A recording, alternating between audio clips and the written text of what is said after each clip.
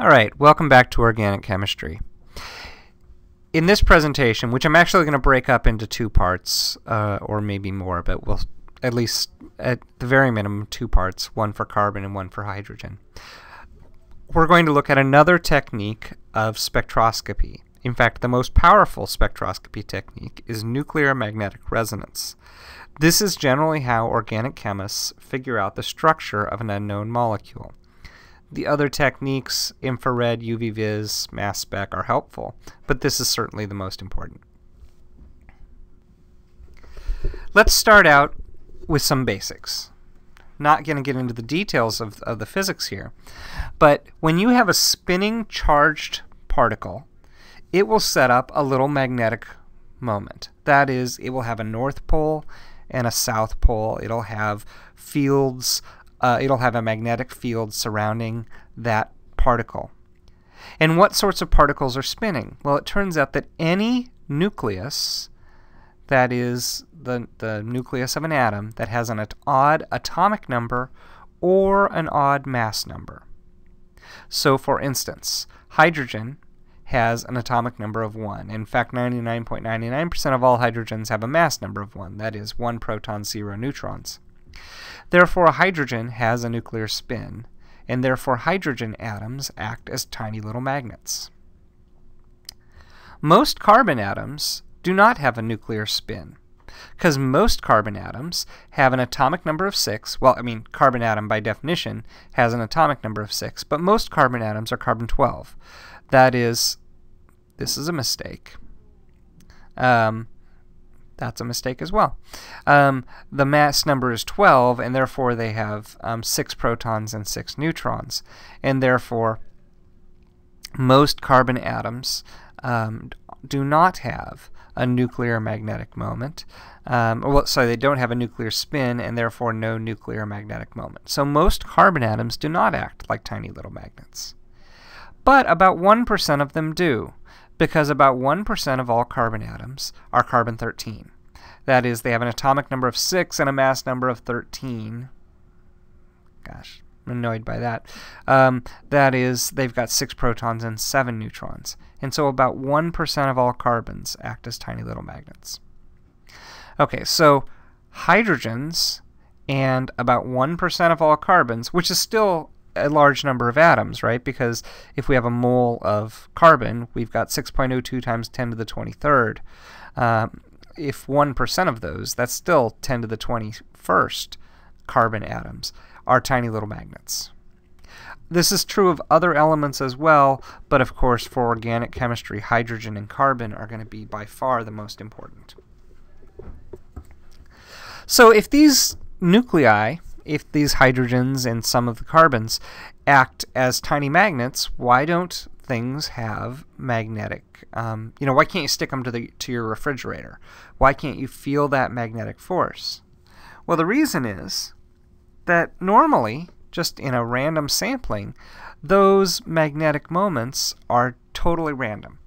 And therefore, they cancel out, because you got the North Pole here, and this North Pole here, and the South Pole here. They all cancel total, because the bulk property is going to be the sum of all of these magnetic moments. Until you put these in a strong magnetic field. If you place these in the presence of a very strong field, they will start to align. And they will either align aligned with that external field or against that external field. So in this graphic, the black arrow represents a large external field, and these smaller arrows represent nuclear magnetic moments lined either with or against. It turns out that with before I go to that, let's just say that when you see the NMR in lab, the key part is the magnet. That's this part here. This has a strong magnetic field. You'll see cautions on the door. If you had a pacemaker or metallic implants or any other reason why you couldn't come near a strong magnetic field, you wouldn't go work with the NMR. The first thing you do when you walk into the NMR room is you take out of your pocket or off your wrist any watch or cell phone or other electronic things.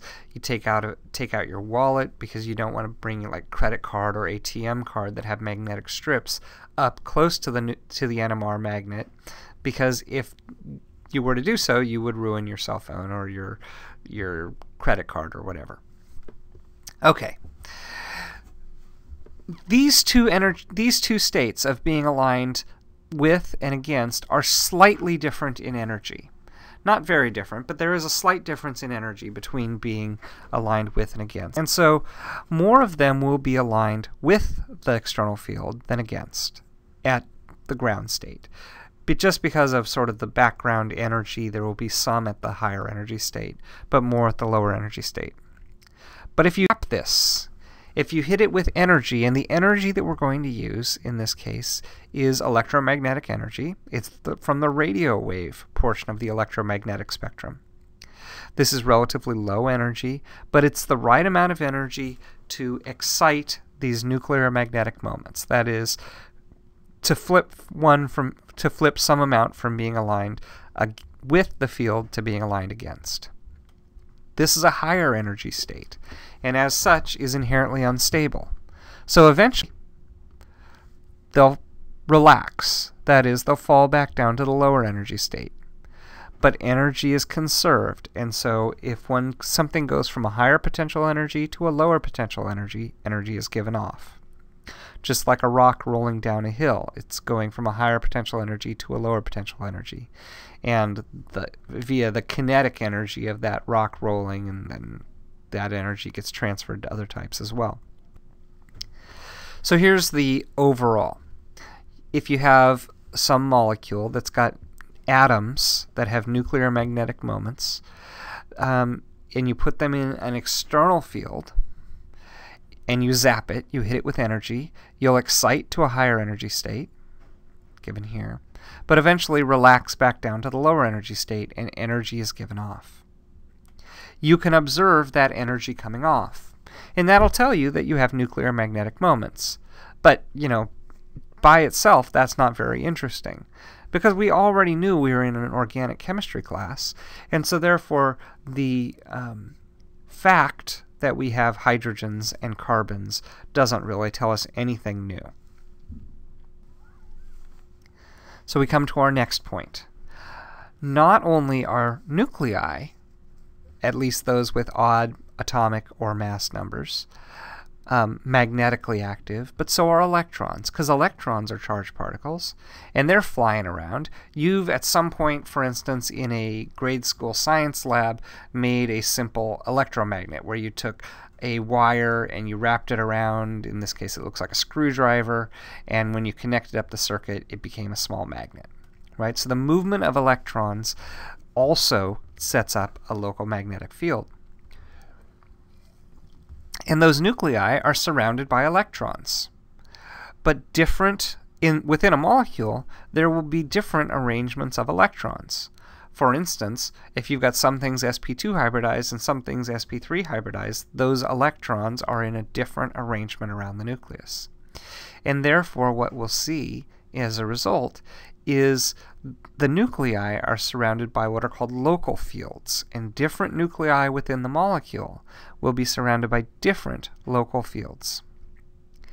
Now in NMR, the process of going from a lower energy state to a higher energy state and then relaxing back to a lower energy state isn't only dependent on that external field. The nucleus, in addition to feeling the effect of the external field, also feels the effect of the local field. So what you get is some combination of those. This means that when you have different local fields, which come from different arrangements of electrons, the energy of that transition is different. So you can measure those energies. And what you'll see is a graph. So if we look at this graph here, this is an NMR spectrum. A couple of things I want to point out about this. This is a carbon NMR spectrum. We'll see hydrogen NMR spectra in a bit. They've got a different scale along the bottom here. But the bottom here, the x-axis, is related to the energy of that transition. Okay? And therefore, since it's related to the energy of that transition, from ground state to excited and back to ground, it's related to the local field, which tells us about the arrangement of electrons around that carbon. You'll notice, by the way, that the 0 is on the right, and it goes, carbon NMR goes to about 200 on the left. We'll see that hydrogen NMR has a different scale down here, but in both cases the 0 is on the right for historic reasons. In this molecule, 1-chloro-2-propanone, we've got 3 carbons, so I haven't highlighted the hydrogens. I'm just focusing in on the carbons here. It turns out those 3 carbons each have different arrangements of electrons. One of them is an sp2 hybridized carbon. That's different from these 2.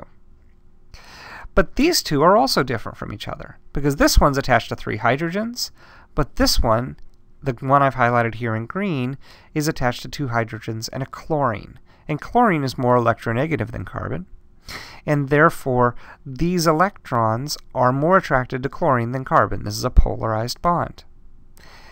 Therefore, this carbon, the electrons are pulled away a little bit. So even though this in green and this in blue are both sp3 hybridized, the one in green also feels the effect of this dipole, this polar bond.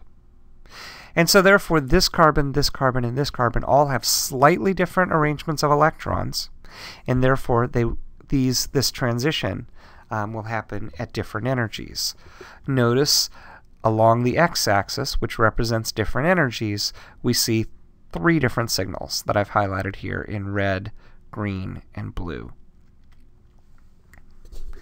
By the way, we call this process of the local field affecting how the nucleus feels the external field. We call that shielding or deshielding. To the right is called shielding, and to the left is called deshielding. I'm not really going to belabor that too much. If nuclei have exactly the same arrangement of electrons, now I'll belabor that point in just a second. But for instance, if I have cyclopentane, cyclopentane is a completely symmetrical molecule. If I was to build a model of cyclopentane, you would see that all 5 carbons, are identical to each other. If I have exactly the same arrangement of electrons around this carbon as I do around this, as I do around this, this, and this, well, the local field will be exactly the same here as it is here, here, here, and here. And therefore, the nucleus, which feels the combination of the external and the local field, or the applied and the local field, the energy of the transition will be identical for this one, this one, this one, this one, and this one. Which means these 5 carbons all give a signal at exactly the same place. And so what you'll see in the spectrum is you'll only see for cyclopentane, this is the spectrum for cyclopentane, you'll only see one signal, which actually represents all 5 carbons. Now I want to be careful here. These carbons are related by symmetry, and therefore they have identical arrangements of electrons. This also occurs when you have 2 carbons that are indistinguishable because of bond rotating. Let's take a look at this in a little bit of detail. How many different carbon signals would you expect to see in the NMR for 1-chlorobutane? Now, I could imagine reasons why some people would say 1, 2, 3, or 4. There's a total of 4 carbons, so you can't see more than 4 signals. But you might say they're all sp3 hybridized and only expect to see 1 signal. I suggested on the previous slide that that's not going to be right. You might say that this position is right next to chlorine and the others aren't. And so you might expect to see, well, a signal for these guys and a signal for that. But it turns out that's not true either. Because, you know what? This one is different from these 2 because this one has 3 hydrogens, and this one has 2 hydrogens, and this one has 2 hydrogens. Okay. So next person might suggest, well, maybe there's one for this, and then another one for these 2.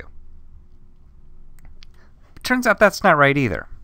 It turns out all 4 of these carbons are distinct because, as we noted, they're all sp3 hybridized. They have the same hybridization, but this one's right next to chlorine.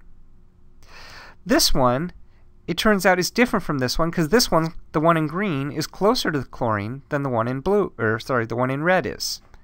So even though they're both sp3 hybridized carbons with bonds to carbon and hydrogen, the one in green feels the effect of the chlorine, which is a couple of atoms away. The one in red, the effect is lessened. So the effect of this chlorine is actually felt multiple atoms away. In fact, one way that I could go about saying this is based on naming.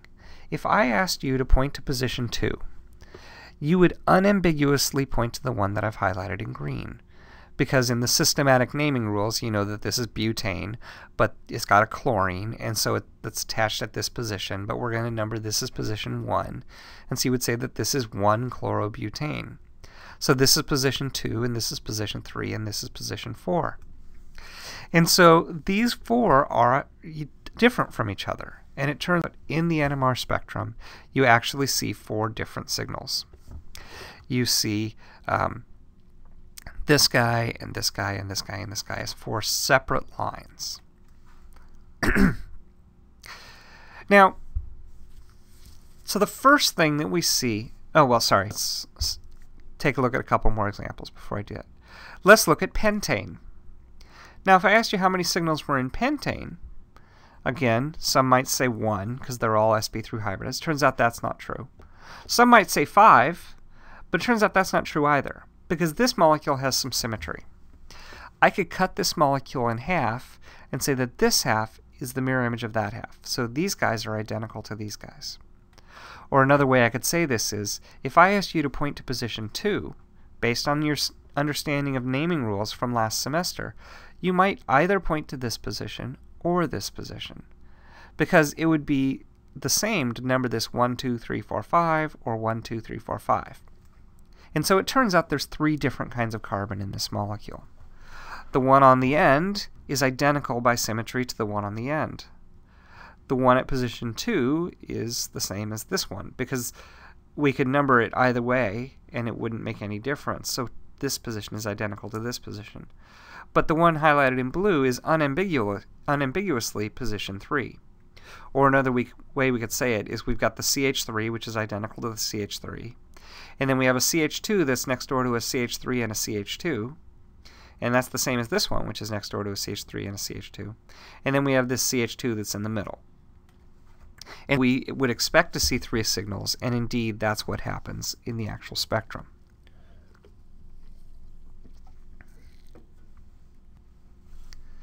How about this molecule? Again, this molecule has some symmetry. And in fact, don't be fooled by these double bonds. When we've got a benzene, I can draw a resonance form. So I could put the double bonds here, here, and here, or here, here, and here. And the real thing is actually an average. So don't let these fool you. This is completely symmetrical. It turns out that this carbon is, I could cut this molecule in half this way and say that this half is related to this half, which means this carbon is related to this carbon because of symmetry. This carbon is related to this carbon because of symmetry. This carbon is related to this carbon, and this carbon is related to this carbon because of symmetry. But that's not all the symmetry we have, because I could also cut the molecule in half this way, and I could say this one is related to this one by symmetry, and this one is related to that one by symmetry.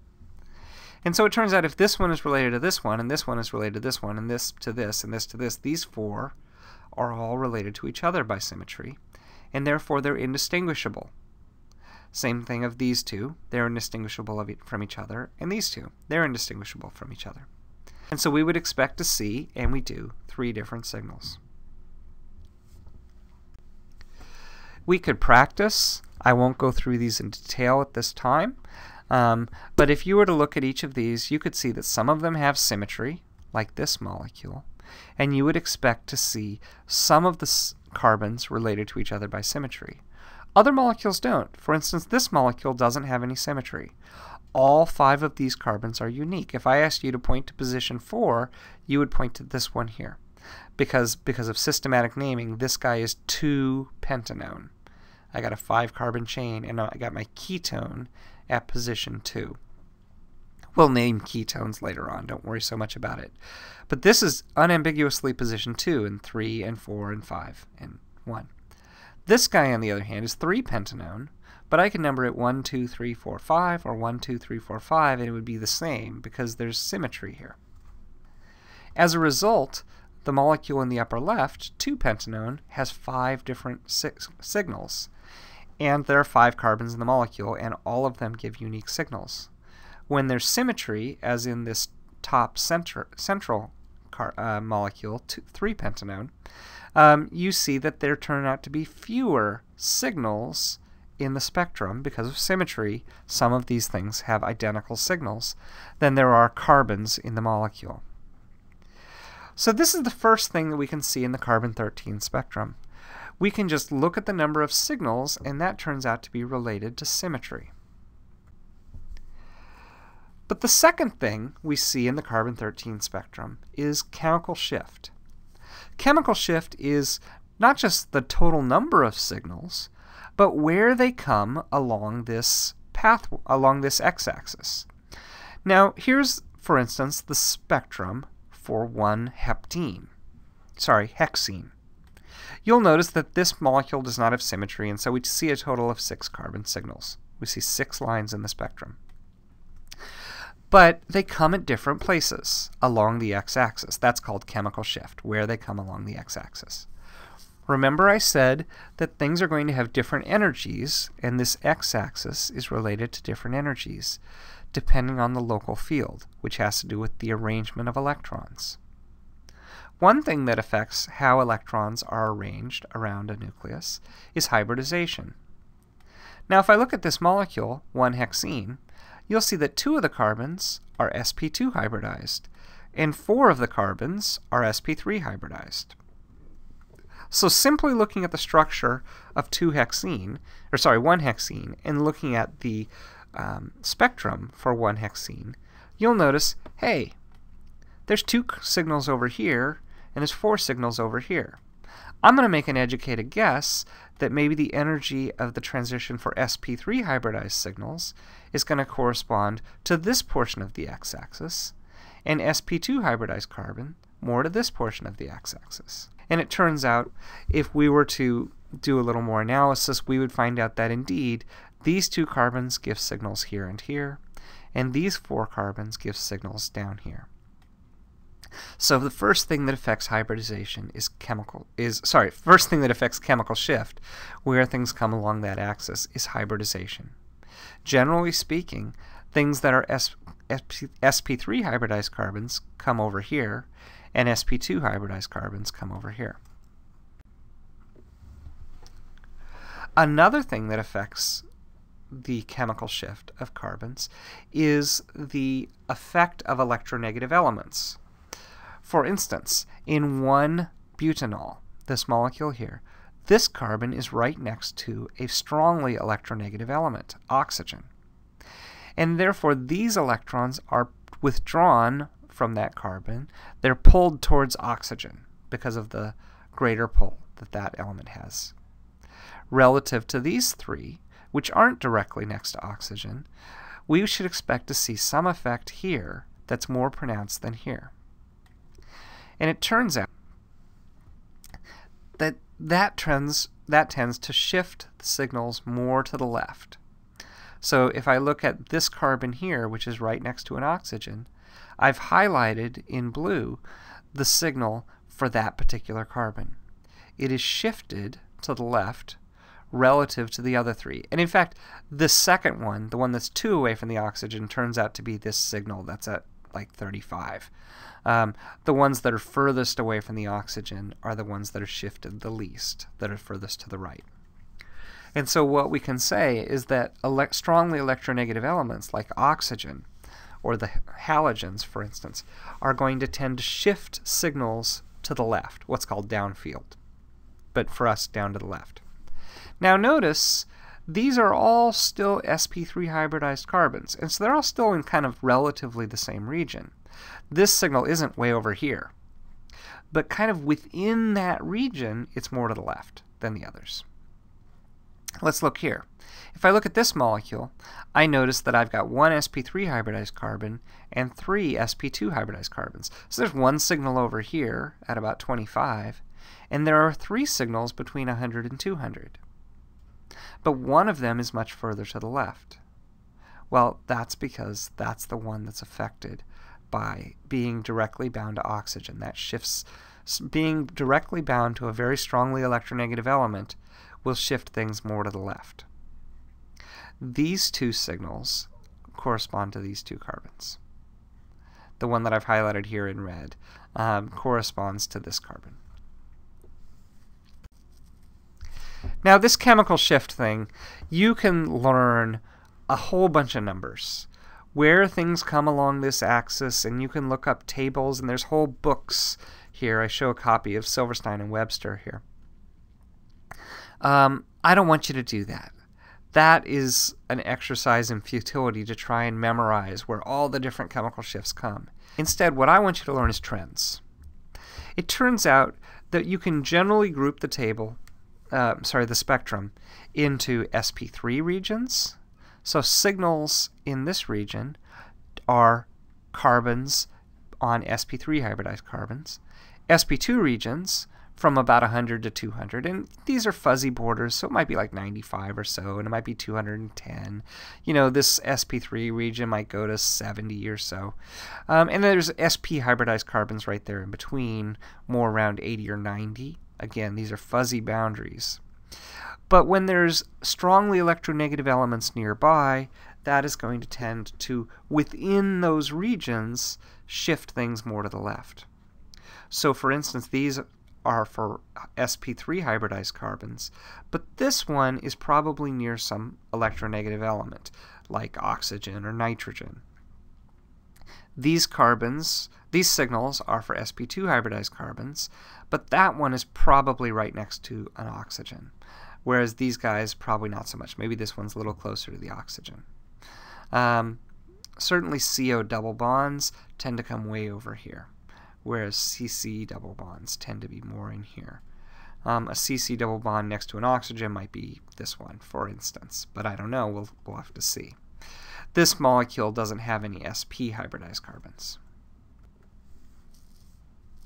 So the second thing that you see in the NMR is where those shifts come along the x-axis. And there's a third thing that you will sometimes see in the carbon-13 NMR. This will be more prominent when we talk about hydrogen NMR, but for the moment I'm going to talk about it in the context of carbon-13 NMR. Sometimes you will see something called splitting. Now it depends on how you set up the experiment, so I'll talk about that in a moment. If we have something called off-resonance decoupled or gated decoupled carbon-13 NMR, we'll see splitting patterns. So what do I mean by this? Let's just start out with a carbon-13. Carbon-13 has a nuclear magnetic moment.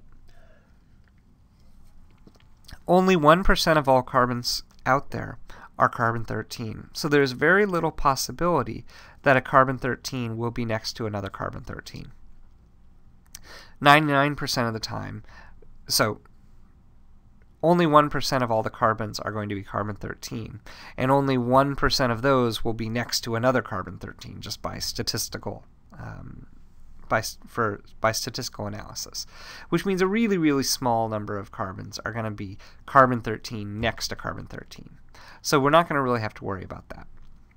But what we will find is that the carbon-13, well, when I've got a carbon-13 nucleus, that's like a little magnet, and so there's going to be some energy for that transition, depending on the local field, of course. But what we're going to see is going to be a singlet. A singlet is a single peak. But sometimes you've got a carbon that's next to a hydrogen. If I have a carbon-13 that's got a hydrogen attached to it, well, hydrogen always has a nuclear magnetic moment. So this carbon-13, of course, it's got the local field around it. But in addition to that, it's also got the magnet next door. And so the magnet that's going through this excitation relaxation, the carbon highlighted in blue, is also affected by the hydrogen in red. And there's about a 50-50 chance that that nuclear magnetic moment is going the same way versus the opposite way. And since there's about a 50-50 chance, I'm going to have about half of them like this and half of them like this. But it turns out that the energy for this guy flipping from aligned with the field to against back to with is slightly different than this one, because this magnet is being affected by this magnet. And so what we're going to see along the x-axis is a slightly different position for this one than this one. And what we're going to observe is what's called a doublet.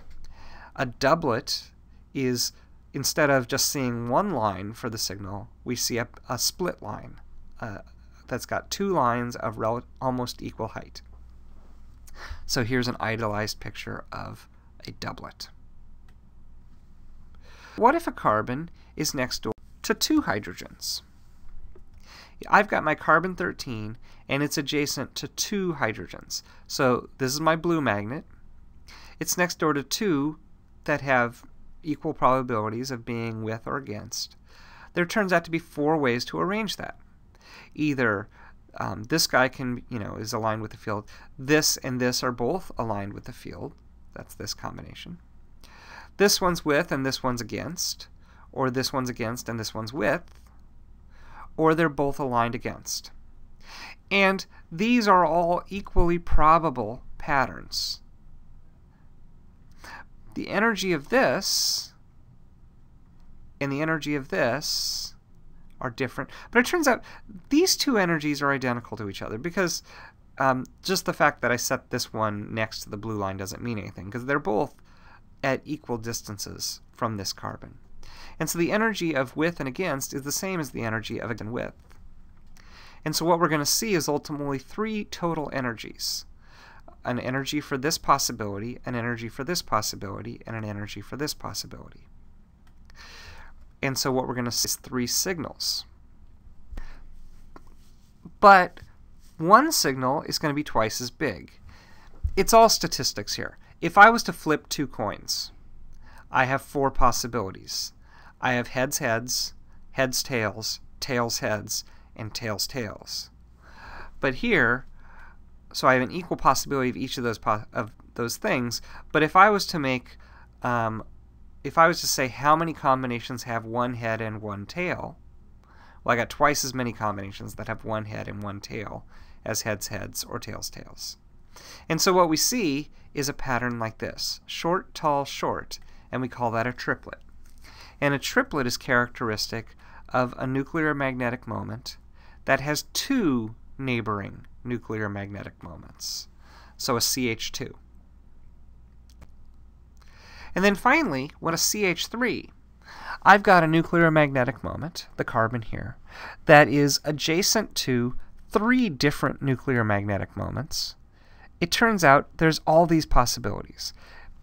If I was to flip three coins, I would get all these possibilities: heads, heads, heads, heads, heads, tails, heads, tails, heads, tails, tails, heads, heads, tails, tails, tails, heads, tails, tails, tails, heads, and tails, tails, tails. Okay? There's 8 different possible ways of flipping 3 coins. But again, if I grouped things and I said how many combinations have 2 heads and a tail, and how many combinations have 2 tails and a head, I'm going to find out that I've got groups. And the energy of these 3 arrangements are all identical to each other.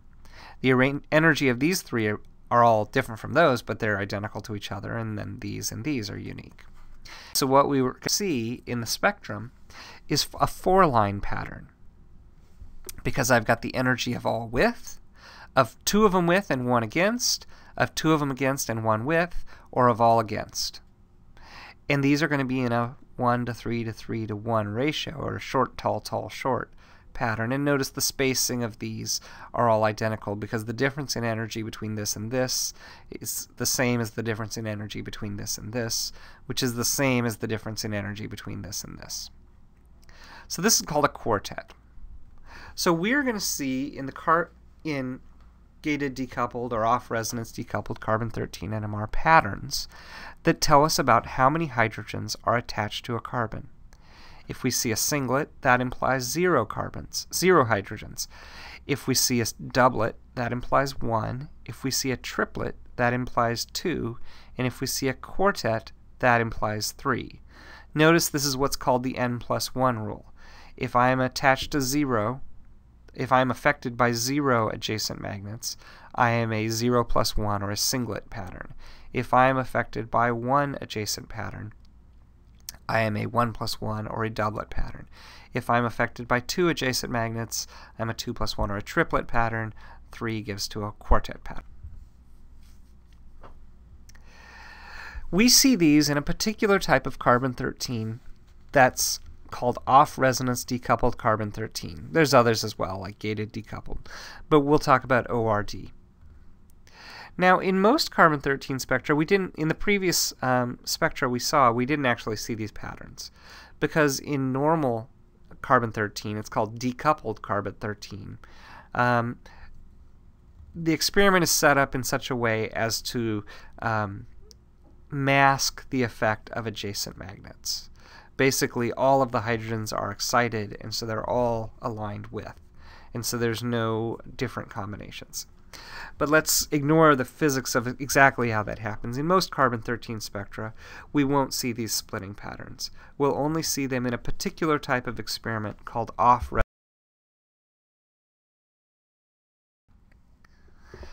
Here, for instance, are 2 spectra for the same molecule. Along the top, I've got a decoupled carbon-13 NMR. That's the normal type of NMR spectra.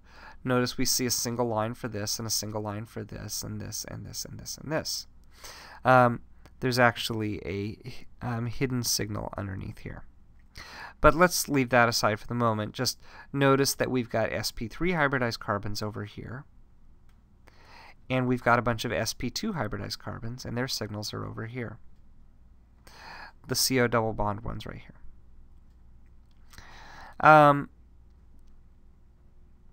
This, because of symmetry, the top is like the bottom. I would expect to see 1, 2, 3, 4 signals over here, which I do, and 1, 2 signals over here, which I do. This one is closest to oxygen, so it's here. By the way, this one is this one because it's closest to oxygen. This one is this one because it's further away. These 3 are these 3. Okay. In the off-resonance decoupled carbon-13, the signal for this one, which is here, notice there's still a signal at about the same place, but now in the ORD, it's a short, tall, tall, short pattern, a quartet, because this is a CH3. This guy is a CH2. That's this one. Notice we see a triplet. This guy, this one here, the CO double bond, that one doesn't have any hydrogens, and that's a singlet. We would expect that. This little blip here was this guy here. It's kind of buried underneath, but it's still a singlet. But this one and this one are CHs, and so we would expect to see doublets, and we do. So we see this except for the one that kind of got swamped out because it's so small and it's buried underneath this one. But we see how the off-resonance decoupled carbon-13 spectrum and just the decoupled carbon-13 spectrum are very useful, that we can use them together and we can see how many hydrogens are attached to each of the carbons represented by these signals. This can get very messy. So here's a spectrum for this complex molecule. It's got a whole bunch of carbons and no symmetry. So notice there's already a lot of signals. In the off-resonance decoupled carbon-13, it gets even worse because all of these are split into patterns. So this can be messy. So let's kind of sum up what we can see in the carbon-13 NMR. We noticed 3 things. We saw the number of signals in the carbon-13 NMR. And that's actually related to symmetry. When we looked at molecules and we said that there were molecules that didn't have any symmetry, it turned out they would have a signal for every carbon. On the other hand, when there was symmetry, we didn't see as many lines in the spectrum as there were carbons in the formula, because some of those signals represented more than one carbon. So if I'm going the other way, if I'm trying to interpret carbon-13 spectrum, the first thing I do is I look at the number of signals. And if I see that the number of signals equals the number of carbons, there's no symmetry. but if it's less than the number of carbons, there must be symmetry. If it's more than the number of carbons, there's some problem, but we'll talk about that in just a moment. The next thing I look for is the chemical shift, because the chemical shift tells us about bonding. It tells us about hybridization, and it tells us about the proximity to strongly electronegative elements. Something directly next to a strongly electronegative element will be shifted more to the left relative to carbons that are not. And then finally, if an off-resonance decoupled carbon-13 spectrum is available, we will see how many hydrogens are attached to each carbon. We'll find that this can be really powerful. We can figure out the spectrum. We can figure out the structure based on the spectrum once we interpret this information. Now, I want to step back and talk about my kids. My kids love to do puzzles. Here's a picture of one of their puzzles. There's two ways, well, I'm sure there's other ways as well, but my wife and I approach puzzles in different ways. My wife starts with faces, and when she's working puzzles with my kids, she'll say, well, start with something recognizable, like a face. I mean, their puzzles are mostly, cartoon characters or, Thomas the Tank Engine or something. So when my wife was doing this puzzle, she started with Dora and Boots and put those parts together first, and then she filled in the other parts of the puzzle around them. On the other hand, when I'm working with my kids, I always say start with the edges. We'll find the corners, we'll find the parts with flat sides to them, and we'll put those together. And then once we put the edges together, we can fill in the rest. Now, who's right? Well, neither one of us. Well, I'm right, not my wife. No, just kidding. Neither one of us is right. They're both perfectly fine ways to approach this puzzle, right? You could do it either way. You're going to ultimately solve this puzzle. You might have another way of doing puzzles. You might start with the background or something. I don't know. When you're doing a spectrum, solving the structure of a spectrum, it's like doing a puzzle. You might have different ways of approaching it. I will present my approach to solving a structure, but it's not the right way. It's just my way. Okay? You can come up with your own way, but I think my way is systematic, and I think it's a useful way. But however you go about solving a spectrum, as long as you get to the answer, that's fine, just like whichever order you put the puzzle pieces together in. If you end up with the puzzle at the end, that's fine. But here's how I do it. Okay? I'm going to start with the formula. Before I even look at the spectra, I am going to start by looking at the formula and figure out how many degrees of unsaturation I have. That doesn't tell us a lot, but it tells us something. That's the number of rings and or pi bonds. You might recall we discussed that you can get that by looking at just the ratio of carbons to hydrogens and other elements. If I have an infrared spectra, I'll look at it next. I'll look for key functional groups. I'll just decide whether or not I have things like OHs, NHs, triple bonds, CO double bonds, and CHs on sp3 and sp2 positions. I spend so little time looking at an IR. It's, I pretty much go look at the IR and say to myself, yep, nope, nope, or whatever. I look at those key functional groups and decide whether they're present or absent. The absence of a signal is also a piece of information. Then I look at carbon-13 NMR. In carbon-13 NMR, here, this tells the most information, certainly of those things we've gotten to yet. We haven't gotten to proton NMR. We'll get to that in a moment. But in the carbon-13 NMR, I first count the number of signals, and I decide whether or not there's symmetry.